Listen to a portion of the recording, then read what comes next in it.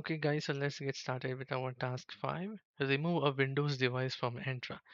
So for that, I'll go to WS1 machine. I'm already here.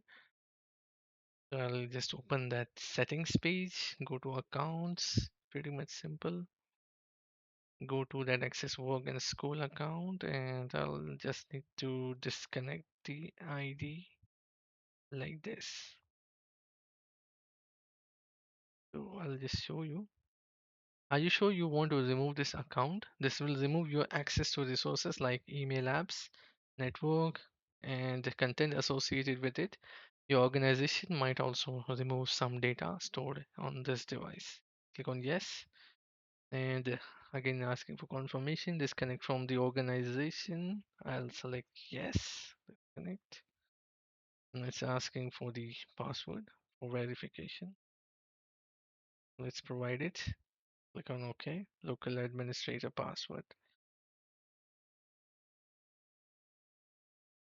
Once done, it'll ask for the restart system, and I'll click on restart, and this will be removed.